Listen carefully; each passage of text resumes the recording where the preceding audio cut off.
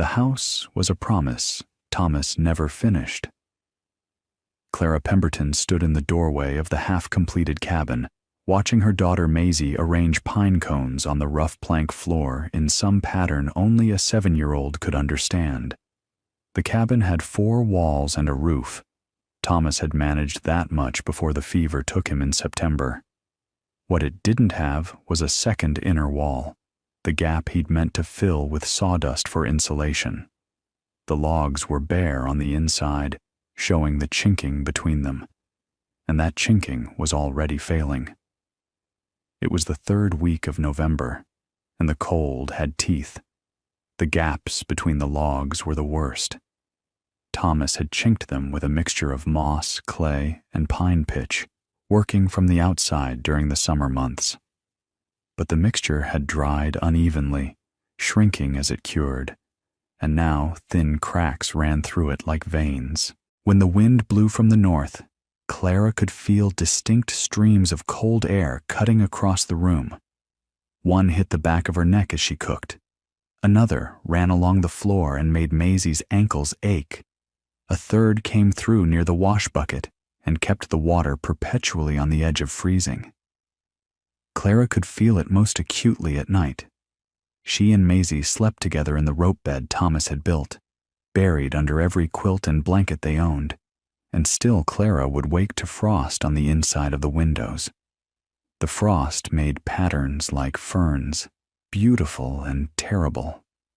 Sometimes Maisie would trace them with her finger before they melted from her body heat, leaving wet trails on the glass. The pot-bellied stove in the corner, black iron with nickel trim, the most expensive thing they owned, ran constantly, fed with split pine that Thomas had stacked outside before he died, but the heat rose straight to the rafters and bled out through the roof boards, and what didn't rise simply passed through the log walls as if they were made of paper.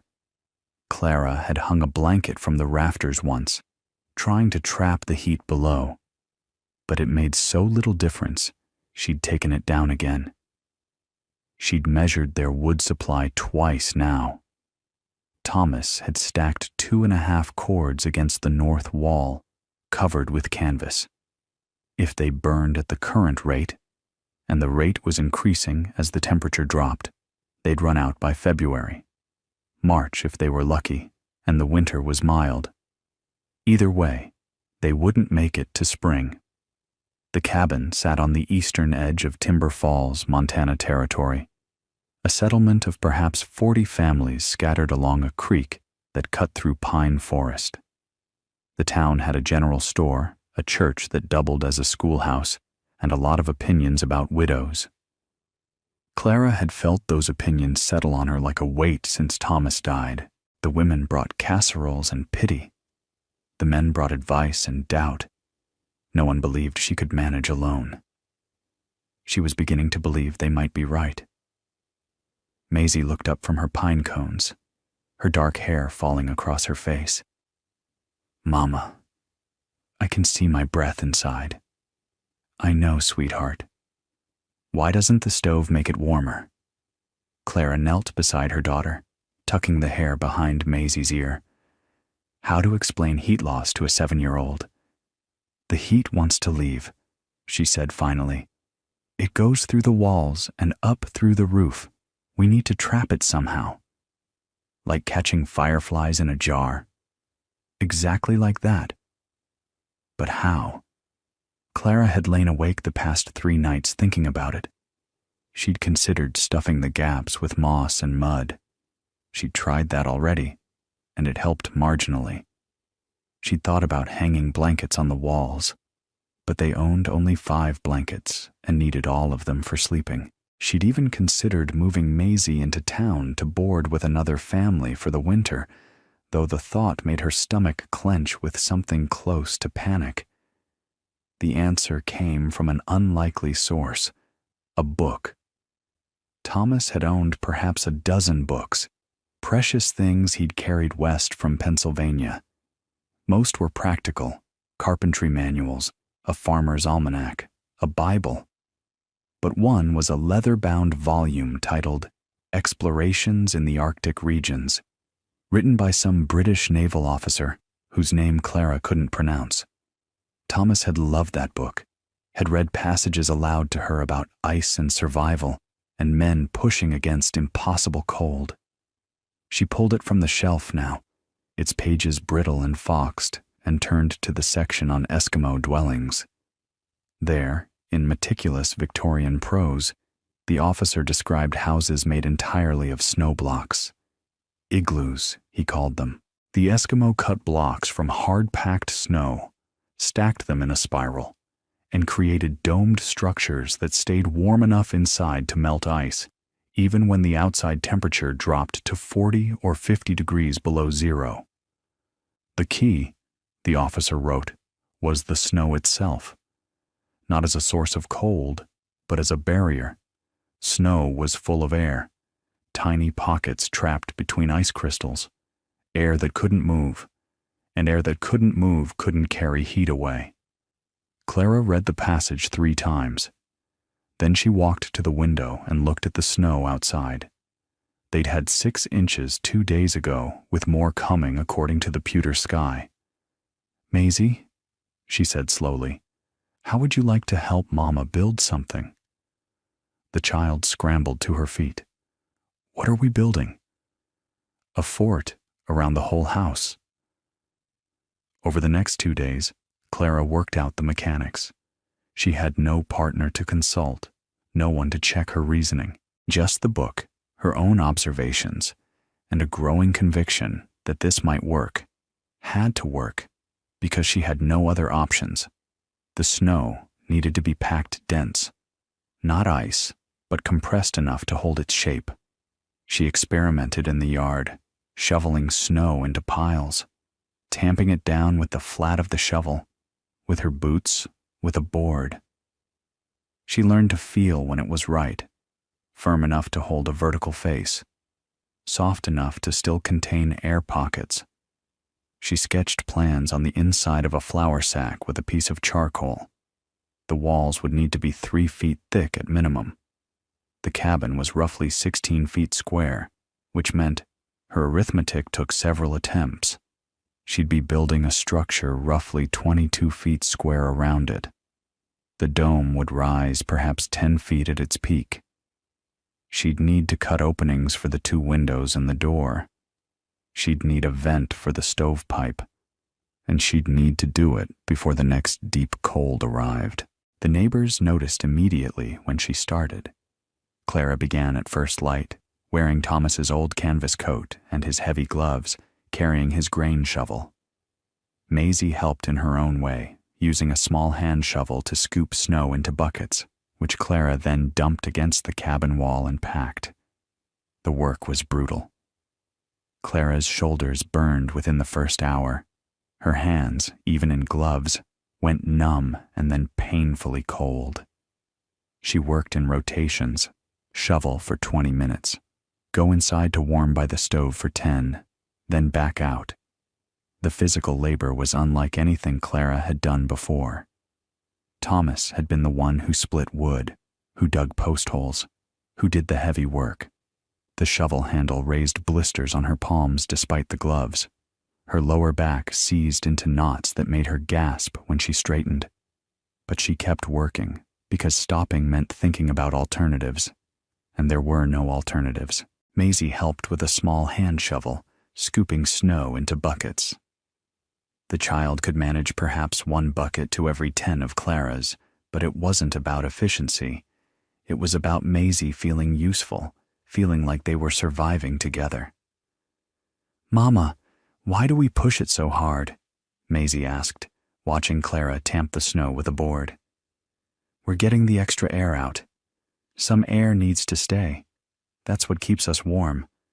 But too much air and the snow is too soft. It would fall down." "How do you know when it's right?" Clara stopped and knelt in the snow beside her daughter. She took Maisie's hand and pressed it against the packed wall. "Feel that?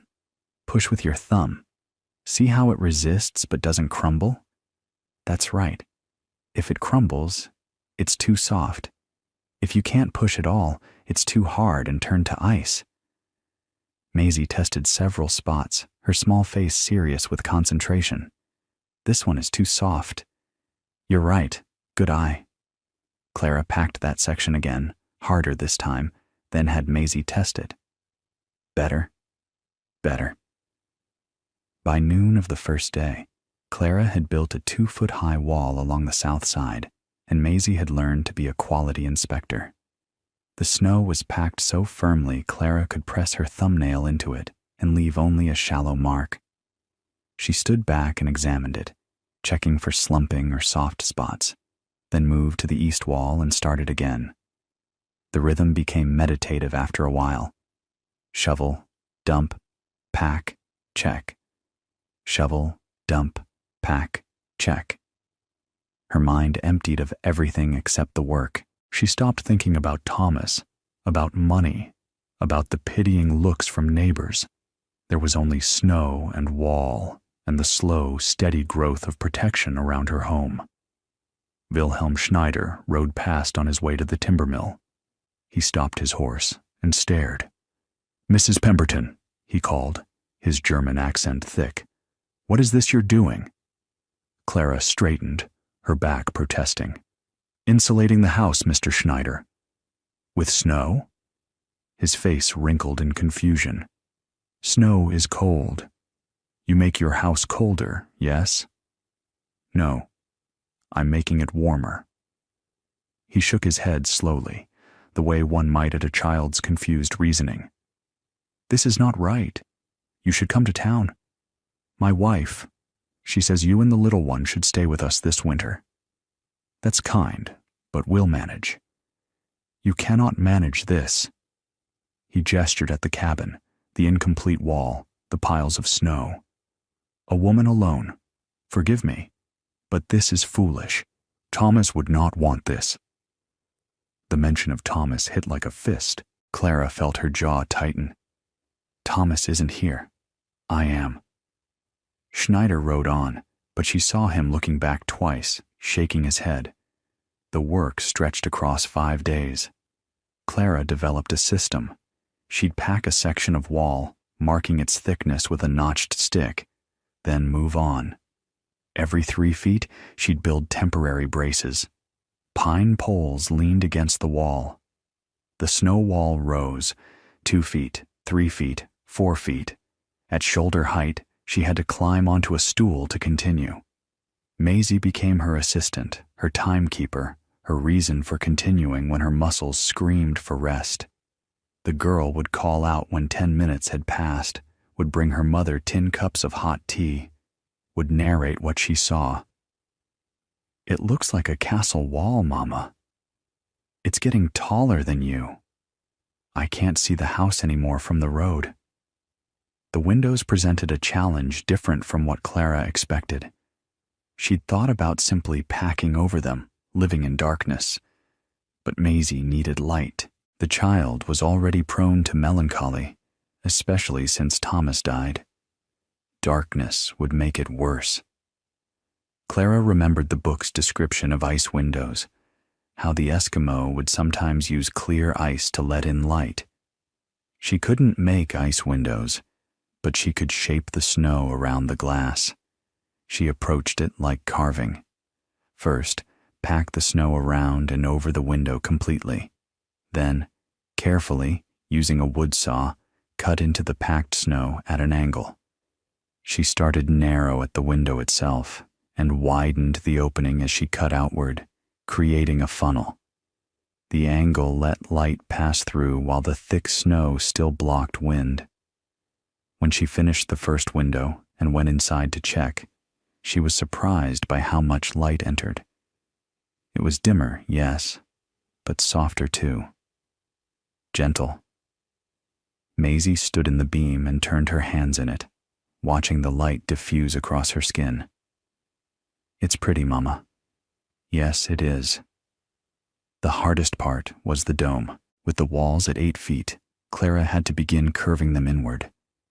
She built a mound of loose snow on the inside first, a temporary support, then packed snow over it in sections that leaned inward toward the center.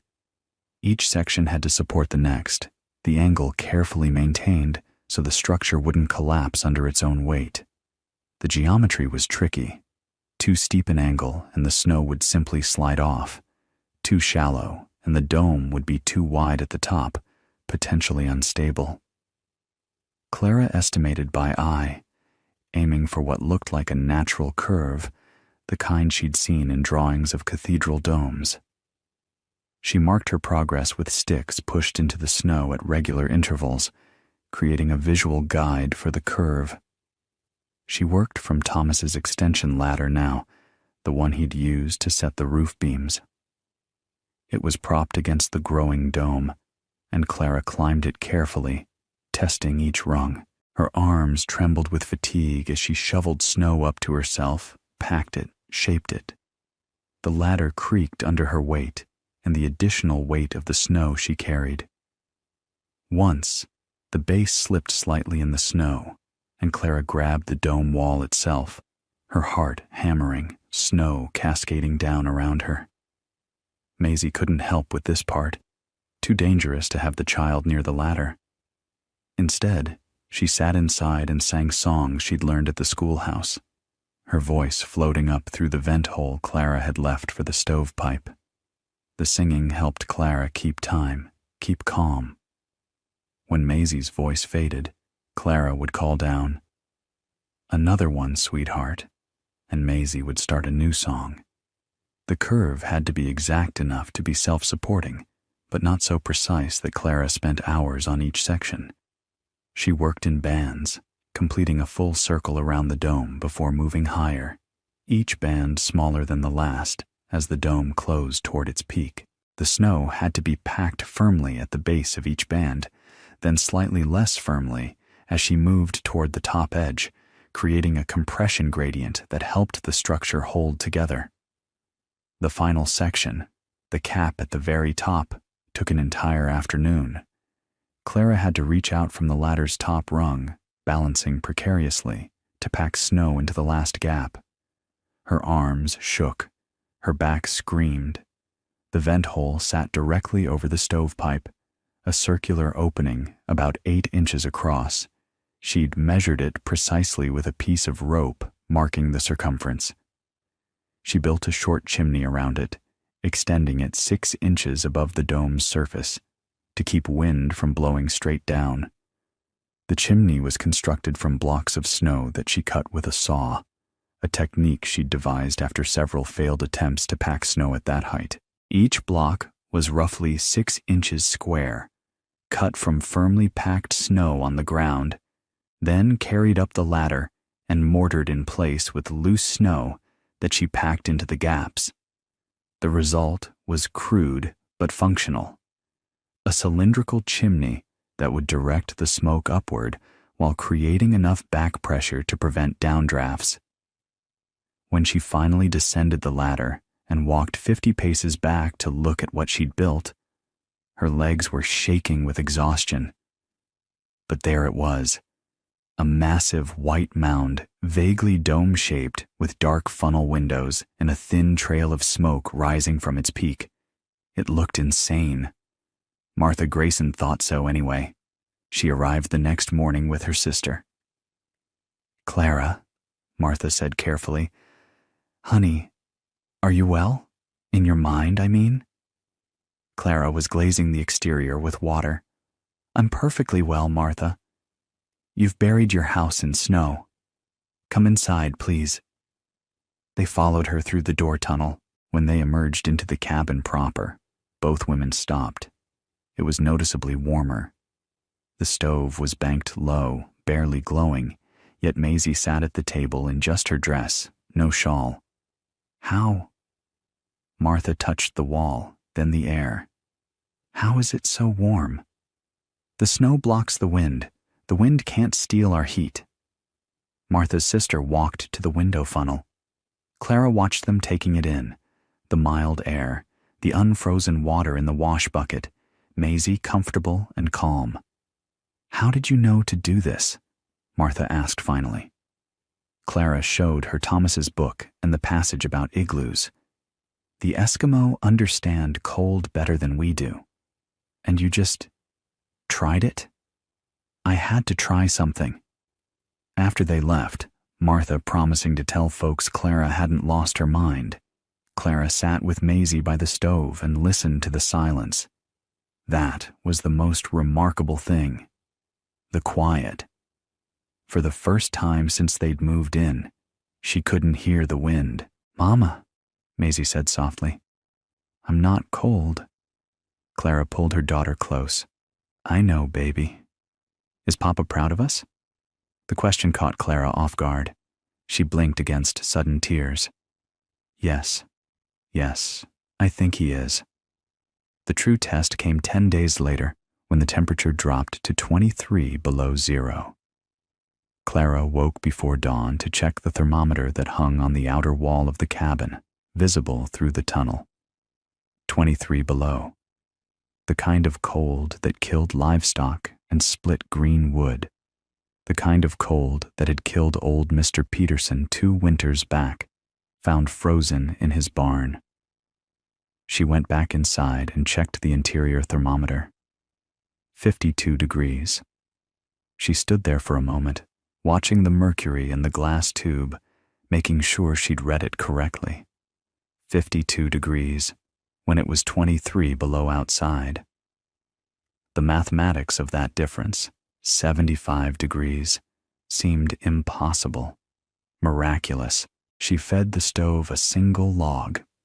1 log, when a cold snap like this would normally require keeping the stove packed full and burning hard, and made coffee. The cabin was so quiet she could hear the coffee boiling, the small ticks and creaks of the wood stove expanding, the soft sigh of her own breathing. Maisie woke and padded to the table, yawning but not shivering. In previous winters, the child would emerge from bed wrapped in a quilt, would keep it around her shoulders until the stove had been burning for an hour. Now she wore just her nightgown and seemed comfortable. Clara poured her hot milk with honey and sat beside her, both of them silent in the strange, warm peace of the cabin. Through the window funnel, Clara could see the world locked in brutal cold. The trees were motionless, too cold even for wind. The sky was that peculiar pale blue that came with deep freezes, cloudless and hard. But inside, life went on as if it were autumn. They spent that day doing ordinary things. Maisie practiced her letters on a slate, her small tongue poking out in concentration as she formed her B's and D's. Clara mended a torn skirt, her fingers nimble in the warm air instead of numb and clumsy. They read 3 chapters of a storybook together, a collection of fairy tales that had belonged to Thomas's mother. The light from the window funnel was soft and even, perfect for reading. Clara had worried the reduced light would be depressing, but instead it felt cozy, like being inside a snow cave but with all the comforts of home. The light had a quality to it, slightly blue-white, that made colors look different. Maisie's red hair looked darker, more auburn. The copper bottom of the hanging pans glowed with a muted sheen. And the silence. Clara kept noticing the silence. She'd lived with the sound of wind for so long. The rattle of the door, the whistle through gaps, the general moan of air moving around the cabin, that its absence felt profound. She could hear tiny sounds now, the tick of the stove cooling slightly between feedings, the soft scratch of Maisie's slate pencil, the turn of a page in her book. Around midday, someone knocked on the outer tunnel entrance. Clara called for them to enter, and Wilhelm Schneider emerged into the cabin, his face raw with windburn, ice in his beard and eyebrows. He'd walked from town, nearly 2 miles, and looked half frozen. He stopped just inside and simply stood there, thawing. His breath came in clouds that slowly dissipated. Clara watched ice crystals that had formed on his coat begin to melt, creating dark spots on the wool. "Mrs. Pemberton," he said finally, his voice hoarse from breathing cold air. I come to apologize and to learn. Clara fetched him coffee, hot and black. He wrapped his hands around the tin cup and closed his eyes. Over the next hour, Clara taught him what she'd learned. She explained dead air and heat transfer in terms she'd worked out for Maisie, capturing warmth like fireflies in a jar, building a blanket of trapped air around the house. She showed him the cross-section she'd sketched, the thickness of the walls, the angle of the window funnels, the critical importance of the vent. The snow must be 3 feet thick, minimum, she said, pointing to her sketch. 4 feet is better, especially on the north wall where the wind hits hardest. You pack it in layers, shovel against the wall, pack with the shovel blade, then pack again with a board or your boots. You want it firm, but not ice. Ice conducts heat. Snow with air pockets insulates. How do I know the difference? Schneider asked. Clara led him outside to a section of the wall. Press your thumb here. You feel resistance, yes? But if you press hard, you make a small dent. That's correct. Now feel here. She guided his hand to a spot she'd overpacked during her first day. Too hard. That's nearly ice, useless for insulation. She showed him how to cut the window funnels with a saw, demonstrating the 45-degree angle. You cut from the window outward, wider as you go, like this. She traced the angle in the air. The light comes in at an angle, bounces off the snow, and fills the room. Direct sunlight isn't necessary. Diffused light is enough and actually more pleasant. And the vent, this is dangerous, yes? The smoke? Very dangerous if done wrong. The vent must be positioned directly above your stove or chimney. Make it too small, smoke fills your house. Make it too large, all your heat escapes. 8 inches diameter worked for us, and you must build the chimney above it, 6 inches minimum above the peak of the dome. That keeps wind from pushing down into the vent. Schneider listened intently, occasionally asking questions. How long does it take? 5 days for me alone, 3 with help. Does the weight damage the roof? No, the dome is self-supporting. It presses down on itself, not on the cabin. What about snow slides? Pack it firm and glaze the outside with water. It freezes into a shell that holds everything together. I have a cousin in town, Schneider said finally. 2 small children. His house, it is like yours was, very cold. May I bring him to see this? Of course. And you will teach him also? I'll teach anyone who wants to learn.